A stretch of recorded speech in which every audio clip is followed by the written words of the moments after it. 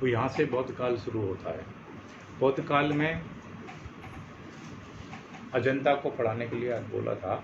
अजंता एक अपने आप में बहुत ही अच्छा टॉपिक है और इम्पोर्टेंट भी है परीक्षा की दृष्टि से। लगभग जिसमें से 7-8 सवाल तो आ ही जाते हैं। इंटरव्यू में भी पूछा जाए तो इसमें से भी इंटरव्यू ख़त्म हो जाता है, इतने सवाल बन जाते हैं। अब अजंता है कहाँ, कैसे इसको बनाया गया, कैसे वहाँ पे लोग पहुँच गए, अजंता पर वहाँ उसी पे क्यों पहुँचे, तो इसके बारे में मैं थोड़ा सा आपको डिटेल से बता देता हूँ। पहले लिखिएगा मत, केवल समझने की कोशिश करिए।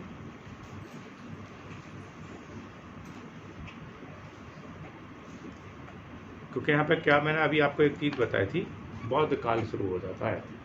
बौद्ध काल में क्या है, बौद्ध काल में क्या था, जब पूर्व समय था, बौद्ध काल शुरू हो गया तो जो शिक्षित करने वाले व्यक्ति थे, जो शिक्षा देते थे, उन लोगों की थी बहुत सारी कमी थी। जनता बहुत सारी होगी, बहुत संख्या में ज़्यादा थी और पढ़ाने वाले बहुत कम थे लोग। बौद्ध भिक्षुओं के पास ही शिक्षा थी।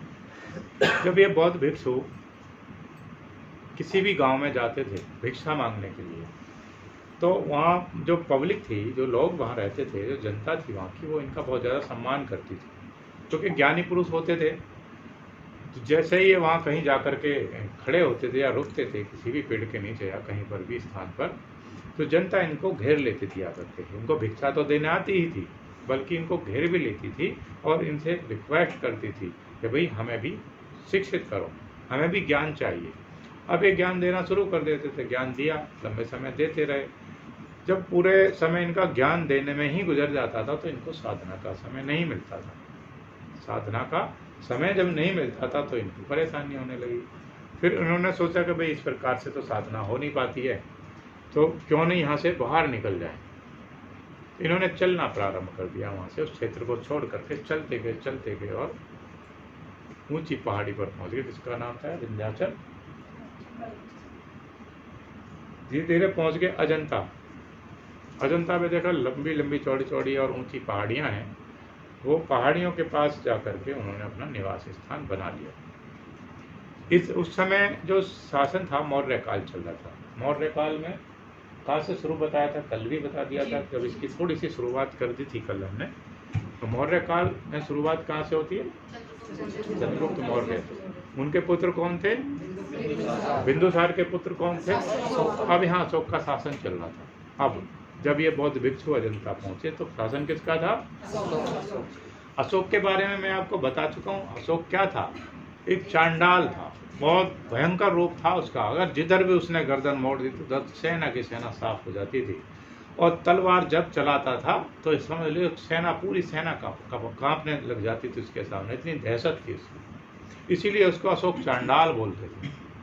जब कलिंग का युद्ध हुआ था, कलिंग का युद्ध, कल मैंने आपको बताया था कलिंग के युद्ध के बारे में, जब वहाँ पे सारी सेना को मार चुके थे और वहाँ स्त्रियाँ और बच्चे वो भी हाथों में तलवार लेकर के अशोक के सामने आ गए और खड़े हो गए वहाँ पर, कहा हम अपने राज्य को बचाएंगे, हमसे आपको युद्ध करना पड़ेगा। तब इन्होंने पूछा आपके घर में जो व्यक्ति थे, जो आदमी थे, वो कहाँ हैं। उन्होंने बताया उनको आपने मार चुके, आप उन्हें युद्ध में आपने मार दिया, उनकी हत्या कर दी है, अब अपने राज्य की रक्षा हम करेंगे।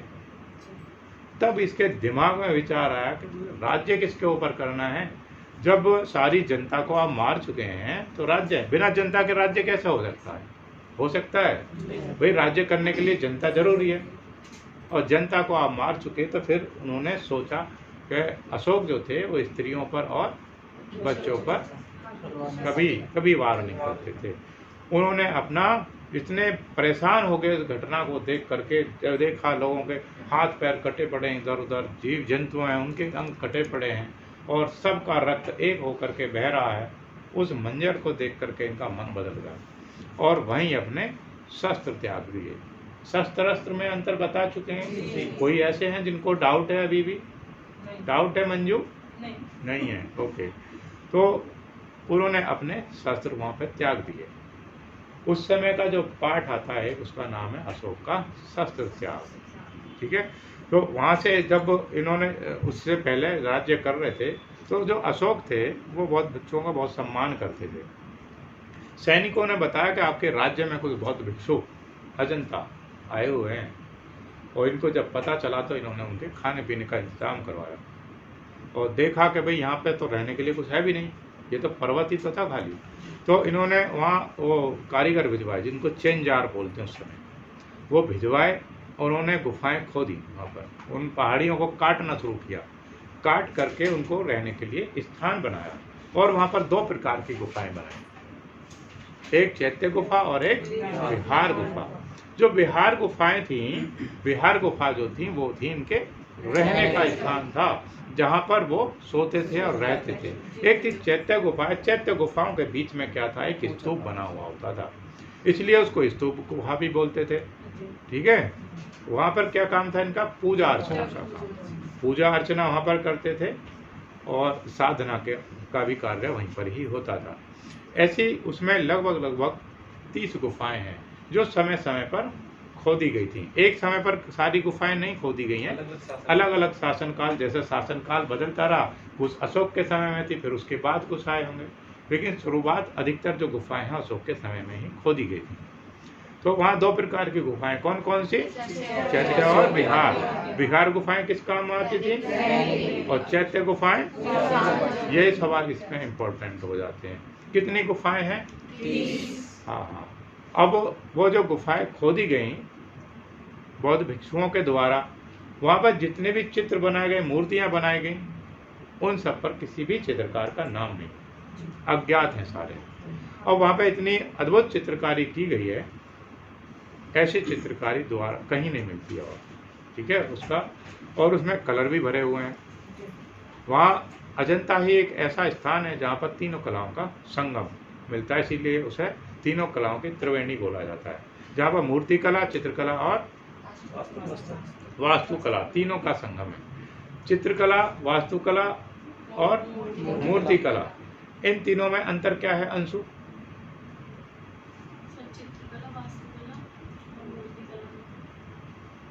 तीनों में अंतर क्या है, या एक ही कला के तीनों रूप हैं?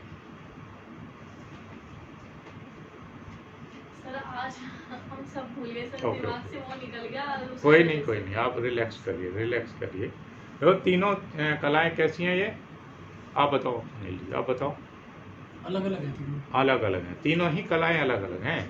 वास्तुकला अलग है, चित्रकला अलग है, और वास्तुकला किससे संबंधित है, भवन निर्माण से। चित्रकला किससे संबंधित है, चित्रों से। और मूर्तिकला, हाँ उसमें त्रिआयामी मूर्तियाँ होती हैं, मूर्तियों से संबंधित हो गई। तो अजंता ही ऐसी त्रिवेणी है जिसमें तीनों कलाएं होती हैं। सर वास्तुकला ना तो 2 आयामी है ना त्रिआयामी है। ओहो, सब क्या होती है, कौन कह रहा त्रिआयामी नहीं होती? वास्तुकला बिना 3 आयाम के बन जाएगी, लंबाई चौड़ाई नहीं होगी। आप कोई मकान बनाने जाएंगे, उसकी लंबाई चौड़ाई नहीं होती, मकान की, प्लॉट की लंबाई चौड़ाई होती है नहीं। अरे 2 ही क्यों होंगे उसमें? अरे प्लॉट, खाली प्लॉट में कौन रहता है? ठीक है, खाली प्लॉट से मतलब हमारा उसे जब उसमें मकान बनाएंगे, क्या लंबाई चौड़ाई से ही बन जाएगा, ऊंचाई नहीं होती है मकान की? तो आप कैसे कह सकते हैं? ये बोला करो, मुझे भी पता चले क्या क्या आपके दिमाग में चल रहा है। नहीं सर, मैं ये नहीं कहती, मैं ये कहती हूँ, अब जो कह रही थी मैं ये कह रही थी तीनों कैसे हो जाएंगे। वो तो चित्रकला तो 2 आयामी हुआ, वो दोनों त्रिआयामी। त्रिआयामी में क्या हुआ सर? वास्तुकला और क्या नाम है, मूर्तिकला। मूर्तिकला त्रिआयामी है कैसे? सर क्योंकि उसकी मोटाई होती है। मूर्तिकला में मोटाई होती है, ठीक बता रही हैं ये? अभी वो डर रही हैं, पता नहीं। सही बता रही हैं आप, वो ठीक है, त्रिआयामी होती है, 3 आयाम होते हैं उसमें। तो यहाँ पर गुफाएं अलग अलग समय में, अलग अलग शासन काल में खोदी गई हैं, और बौद्ध भिक्षु वहाँ पर रहते ही थे। और वहाँ पे एक नदी है, कौन सी? बाघोरा नदी के तट पर है, और यू आकार में बनी हुई है। यू आकार भी आ जाता है, कभी कभी घोड़े की नाल के आकार का भी आ जाता है, घोड़े की नाल के आकार या अर्धचंद्राकार, तीनों में से एक आकार उसमें होगा जी। पीपल के पत्ते का आकार, हाँ वो भी यू आकार में ही होता है, लेकिन पीपल के पत्ता इसलिए नहीं कह सकते क्योंकि वो एक तरफ से खुली हुई। घोड़े की नाल एक तरफ से खुली हुई ना, यू आकार एक तरफ से खुला हुआ है, अर्धचंद्राकार एक तरफ से खुला हुआ है। पीपल के पत्ता नहीं कह सकते उसको, ठीक है। तो इस आकार में ये गुफाएं हैं वहाँ पर। जो गुफाएं हैं सब में चित्र हैं, कुछ में मूर्तियां हैं। तो इसमें जो चित्र हैं लगभग सभी भगवान बुद्ध से संबंधित हैं और भगवान बुद्ध के 547 जन्मों का वर्णन है। प्रत्येक जन्म का वर्णन तो नहीं है, लेकिन कुछ के चित्र हैं उसमें जो अभी भी अच्छी मतलब स्वस्थ अवस्था में है। वहाँ पे जो एक वो था क्यूरेटर जिसका नाम था तारा एकनाथ, उसका, हाँ तारा एकनाथ, तो वो क्या काम था उसका, जो भी वहाँ पे लोग घूमने वाले आते थे, मान लीजिए मंजू वहाँ पे घूमने गई हैं और मंजू को अपने घर आकर के उसका प्रूफ दिखाना है उसके, हाँ हम अजंता गए थे। अब इन्होंने 100 रुपये दिए उसको, इसका थोड़ा सा पार्ट हटा कर दे दिया, उसने वहीं दिया उठा करके थोड़ा सा मंजू को दे दिया ताकि ये दिखाएं वहाँ करके कि हम भी अजंता गए थे। इस प्रकार से उसने क्या है कि बहुत सारे चित्रों को खराब कर दिया। वो पुरातत्व विभाग को पता चला कि भाई ये खराब कैसे हो रहे हैं चित्र, तो उन्होंने उसको फिर वहाँ से हटा दिया। उसका नाम था तारा एकनाथ, उसने वहाँ पे गड़बड़ करी थी। तो चित्र जो देखे आपने किताबों में भी वो जगह जगह उन पर धब्बे से लगे हुए हैं, वो उसी की कारस्तानी थी सब।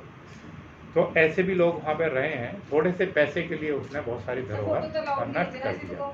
जी फोटोज अलाउड नहीं होते तो इसलिए फोटो आएगा भी नहीं, आप उसमें खींचेंगे कैमरे में फोटो नहीं आएगा।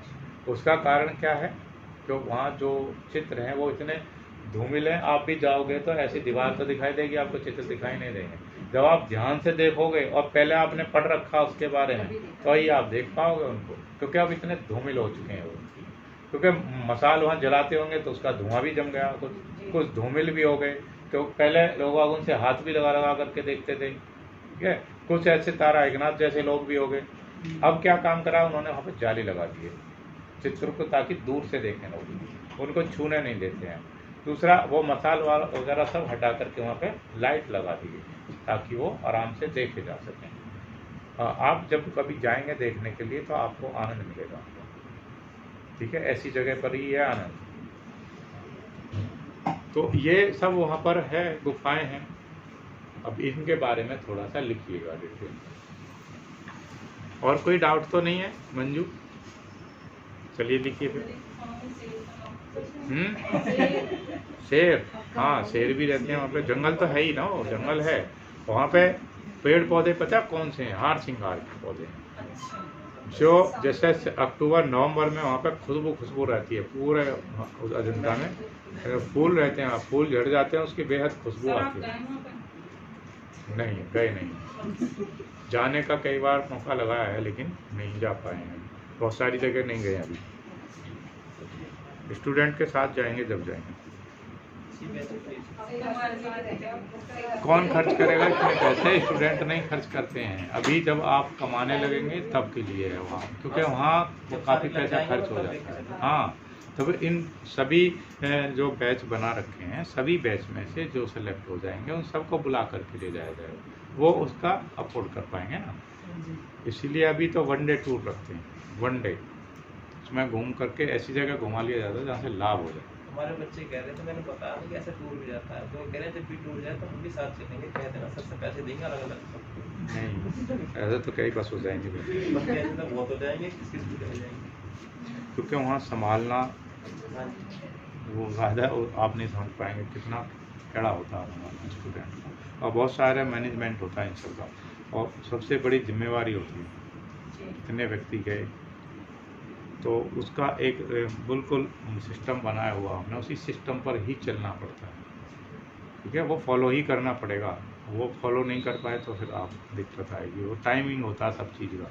हम आज से नहीं ले जा रहे ना, हमें बहुत लंबा समय हो गया और बहुत बढ़िया एक्सपीरियंस हो चुका है स्टूडेंट के साथ जाने का, आने का, क्या क्या दिक्कतें होती हैं वो सब हमें पहले से ही पता होती है। लिखिए भाई थोड़ा सा लिखिए, मौर्य वंश का अंतिम हेडिंग डालिए, बौद्ध चित्रकला अजंता, बौद्ध चित्रकला अजंता।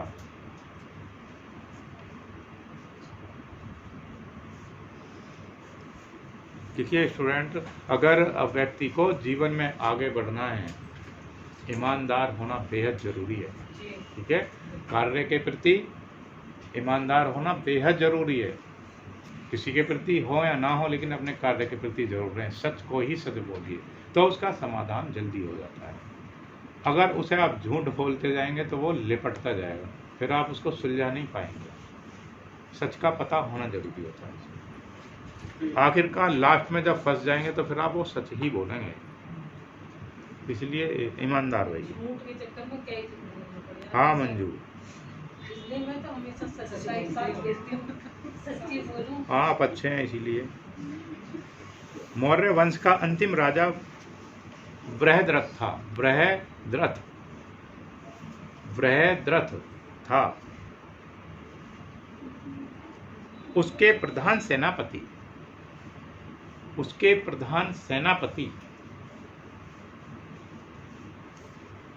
पुष्यमित्र शुंग बृहद्रथ की हत्या कर स्वयं राजाध्यक्ष बन गया था। बृहद्रथ की हत्या कर स्वयं राजाध्यक्ष बन बैठा था। पुष्यमित्र शुंग आप जानते होंगे पूनम। पुष्यमित्र शुंग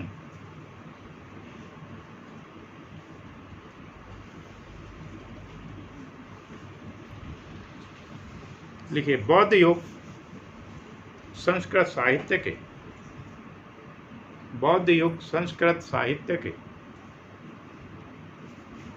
सृजन और धार्मिक चेतना का युग था। धार्मिक चेतना का युग था।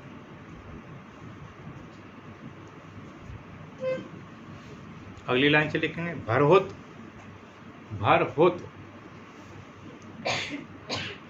सांची, कॉमा लगा करके लिखेगा सांची। वह बौद्ध गया केंद्रों पर अनेक शिल्प संबंधी कार्य हुए।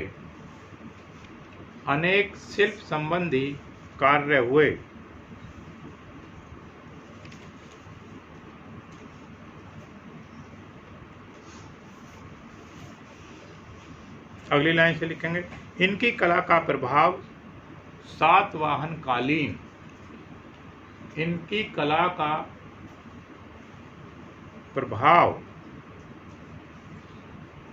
सातवाहनकालीन अजंता की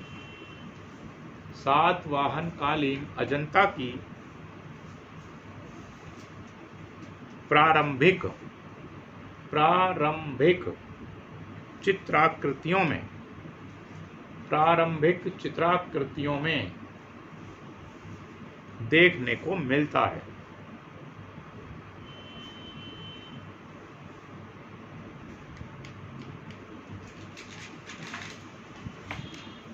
अगली लाइन से लिखें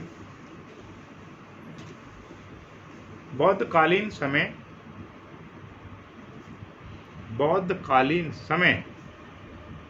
मथुरा व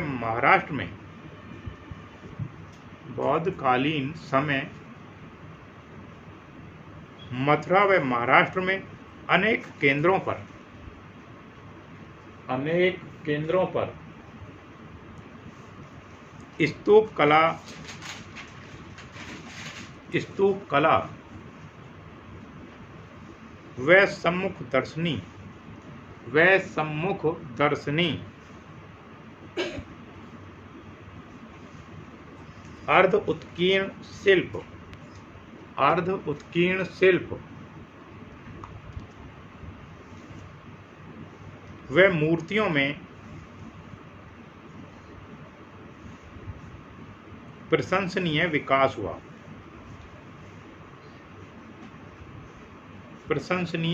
हुआ।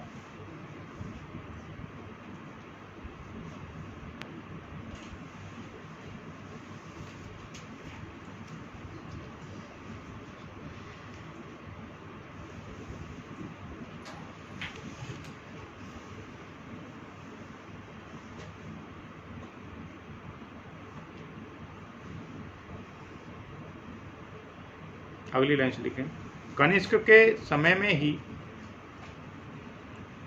कनिष्क के समय में ही कश्मीर की कुंडलवन की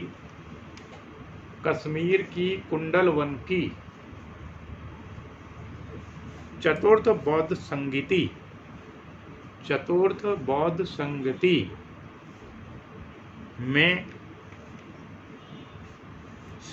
में आचार्य वसुमित्र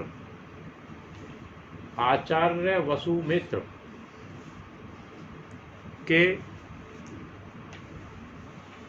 सभापतित्व में भगवान बुद्ध की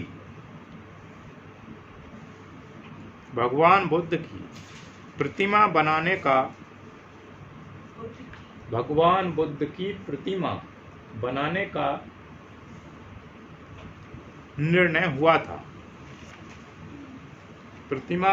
का निर्णय हुआ था।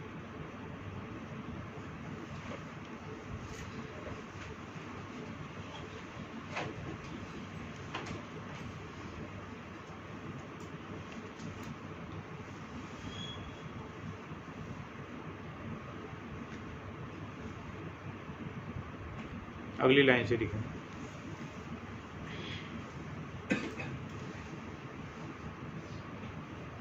निर्णय हुआ था तथा महायान विचारधारा का प्रादुर्भाव हुआ।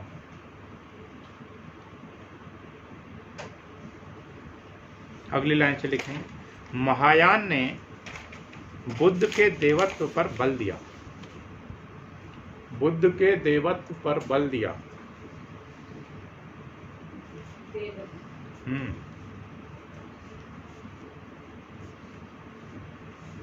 और जन सामान्य के हितार्थ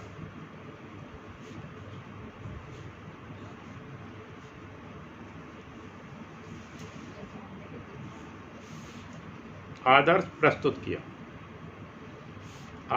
प्रस्तुत किया। जन सामान्य से संबंधित चित्रों को क्या बोलते हैं?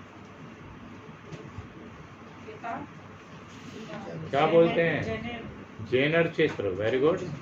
जेनर चित्र बोलते हैं। जो जन सामान्य से संबंधित चित्र होते हैं उन्हें जेनर चित्र बोलते हैं।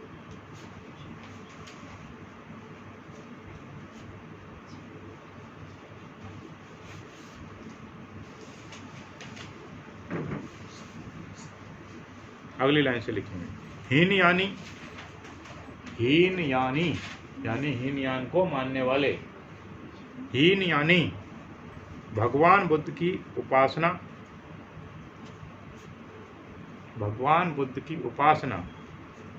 उनके प्रतीकों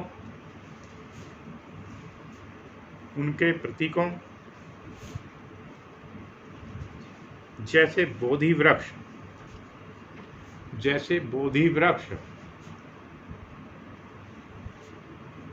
वृक्ष कौन सा होता है? पीपल। Very good. बोधि वृक्ष मृग,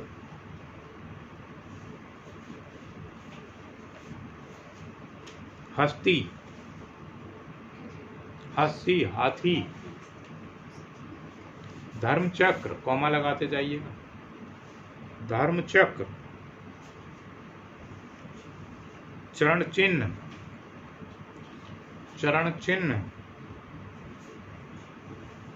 आदि के माध्यम से करते हैं।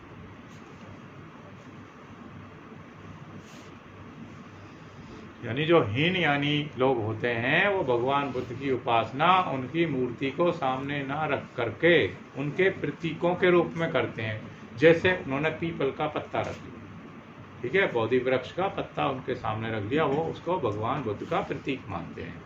जैसे चरण है, भगवान बुद्ध के चरण हैं, उनको रखा हुआ मंदिर में उसको भगवान बुद्ध का प्रतीक मानते हैं।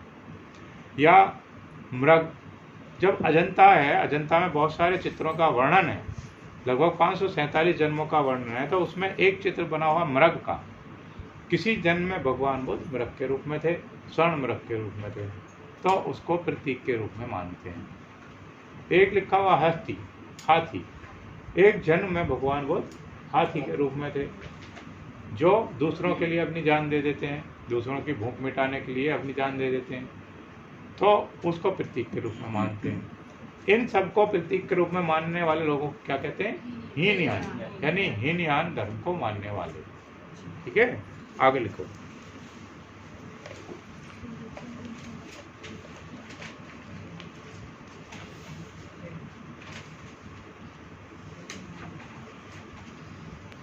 जो अमृतसर है वहाँ पर एक मंदिर है,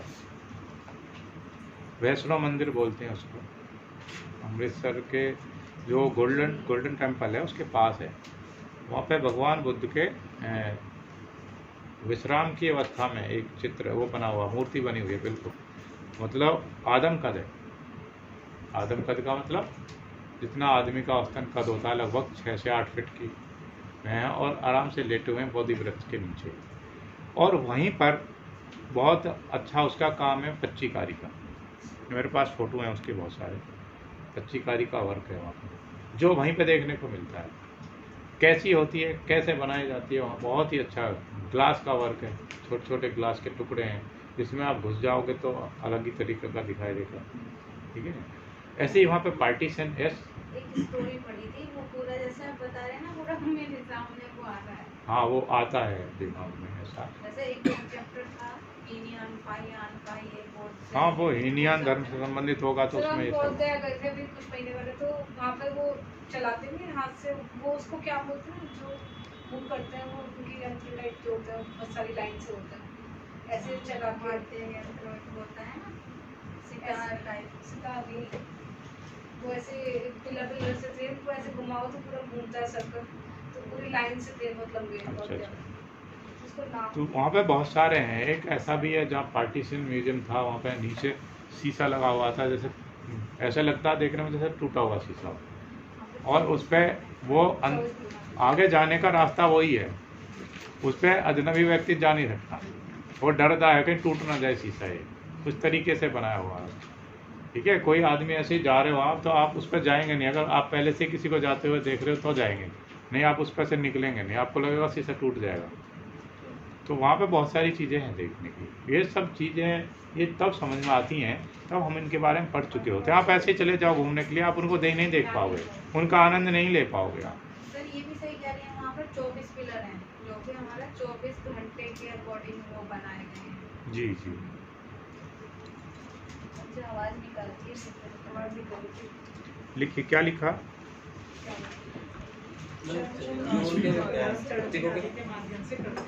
माध्यम से करते हैं।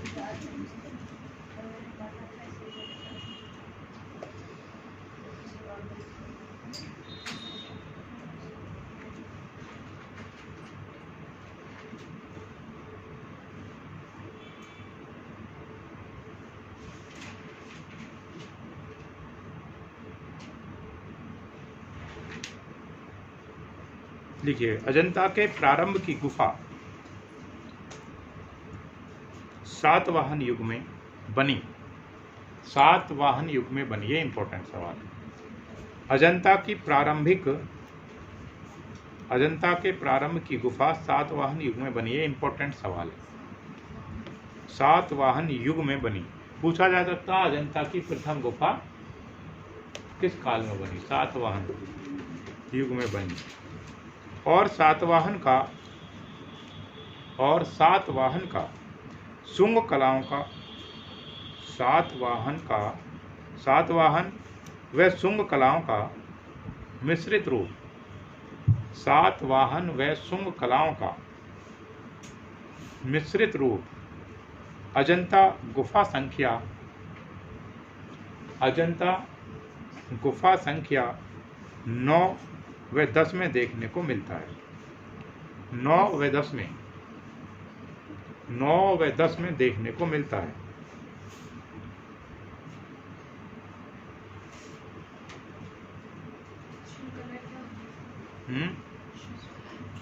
अरे युग था, शुभ युग था। युग था सुम, पहले भी आ चुका है कई बार सुम, उस समय तो सुम आया था। शुभ वंश शुभ काल। 9वें-10 में देखने को, गुफा संख्या 9वें-10 में देखने को मिलता है। अगली लाइन से लिखेंगे 7 वाहनों के बाद, 7 वाहनों के बाद गुप्त साम्राज्य के समानांतर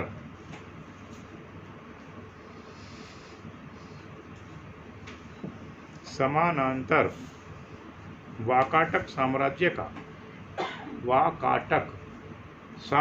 का दक्षिण में उदय हुआ।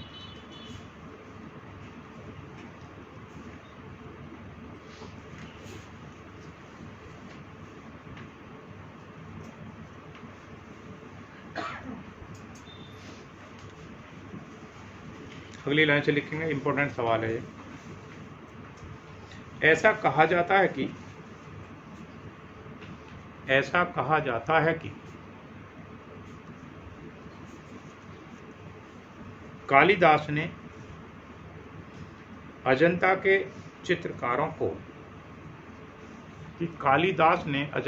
चित्रकारों को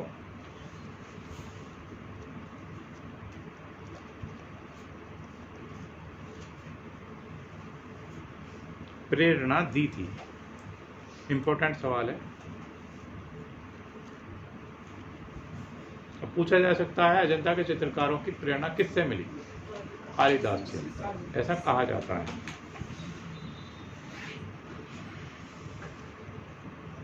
अगली लाइन से लिखें, अजंता की गुफा संख्या 1 में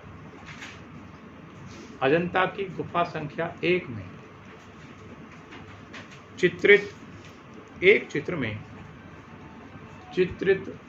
चित्र में राजा पुलकेशिन द्वितीय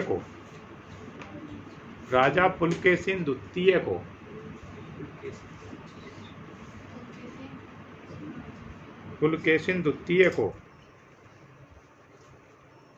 ईरानी राजदूत का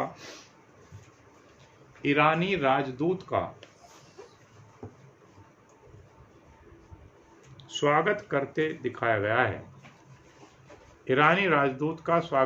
दिखाया गया है। जो इस समय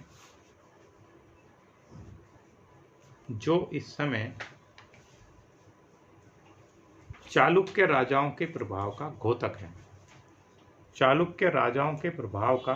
है।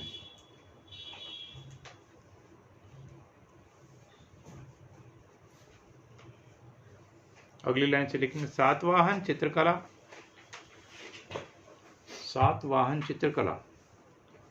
अजंता के प्रारंभिक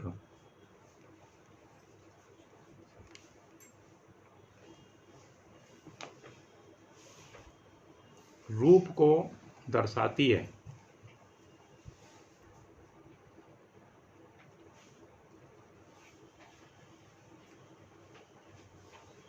अगली लाइन से लिखेंगे, अजंता में पली चित्र परंपरा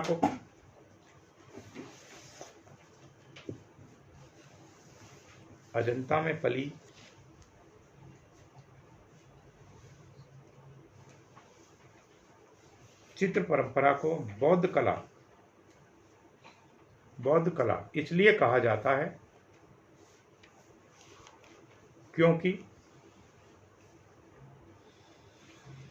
अजंता का संपूर्ण कला विस्तार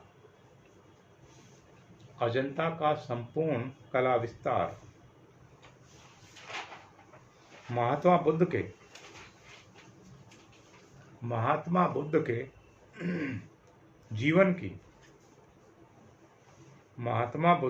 जीवन की घटनाओं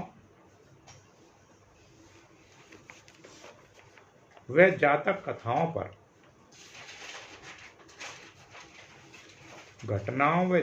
कथाओं पर मुख्यतः आधारित है।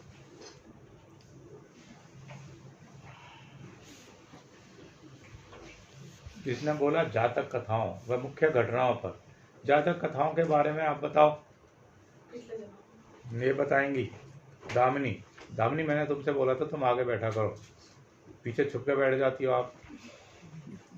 आप बताओ जातक कथाओं के बारे में बताओ। आप बताओ सुनील जी, जातक कथाओं के बारे में बताइए आप। आप बताओ रोहित। अच्छा सर पिछले मीना जी आप बताओ। आप बताओ रजनी। आप बताओ अंशु। परमिला। आप बताइए आकांक्षा। आप बताओ पूनम। आप बताइए। Very bad. सर पिछले आपके बहुत अच्छे तरीके से समझाया है, हमें पता है कौन कौन नहीं बता पाएंगे।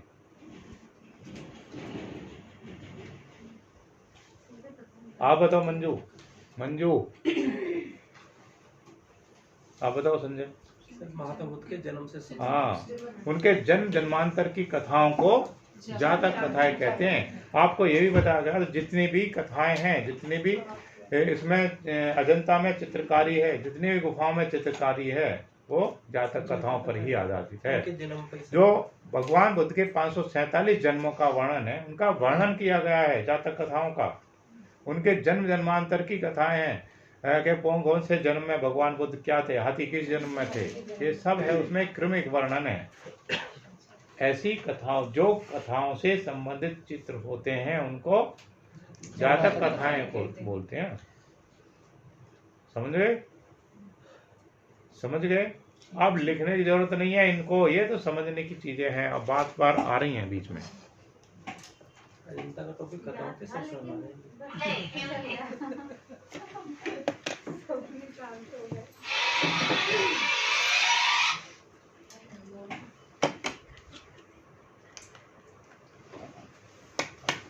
देखिए अजंता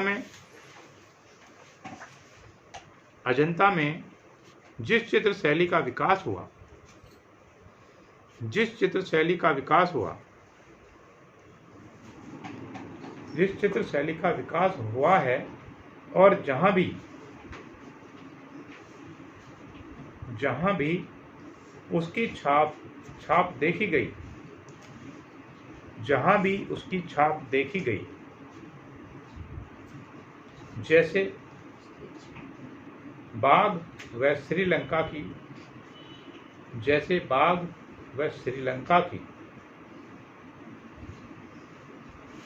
सिगिरिया गुफाओं में, बाघ व श्रीलंका की सिगिरिया गुफाओं में